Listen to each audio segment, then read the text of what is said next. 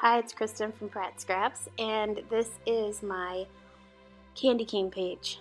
My next story would be about why we hang candy canes on our Christmas tree.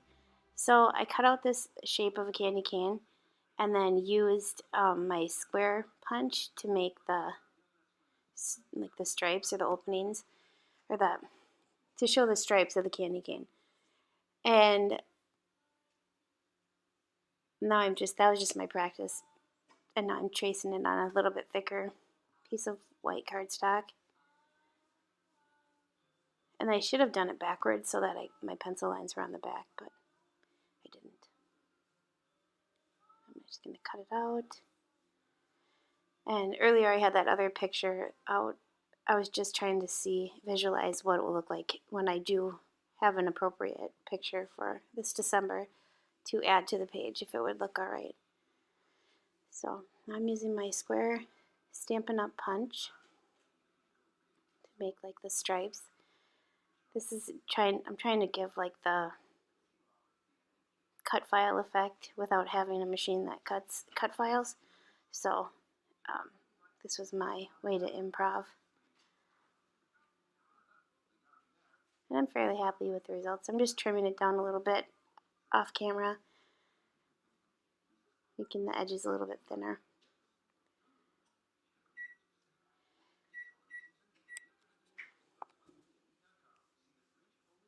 And then I'm trying to figure out what I should put behind the openings. I also thought that I could put in, depending on pictures that I end up taking, I could maybe possibly put some smaller pictures within those square cutouts too. But either way, with having the candy cane stripe in the back, it will still look fine. I'm just trimming the excess off, and then I will attach it. In an earlier video, I made a Christmas tree page, and on the flip side, I gave the story of why we have a Christmas tree in our house, and now I'll do the same thing with this one. So I'm planning that there will be some kind of picture on this page, hopefully having to do with candy canes, and then on the back side will be the story of why. And I'm just trying to figure out like a photo mat kind of thing to keep the spot reserved for a picture. I ended up going with this one right here. It's just a little tiny red stars all the way around the outside.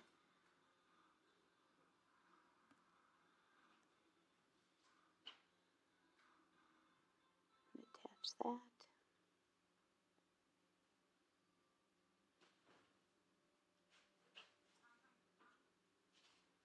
And I was trying to see if maybe there were words that said candy cane or something from the kit, but I didn't find one. So right now behind me is where I keep all my alphabet stickers, so I was looking for some alphabet stickers to use.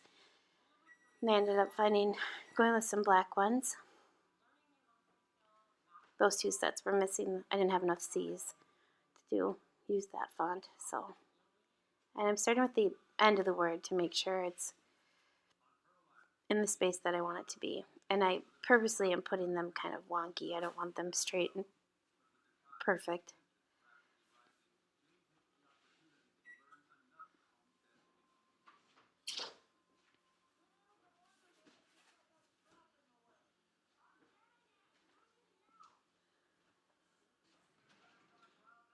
I'm kind of thankful to my daughters for kind of coming up with this idea, because I know what we do every year and what I've been doing for 40-some years, but now I kind of know the whys, like why people do these things, and it's been kind of interesting finding all this out.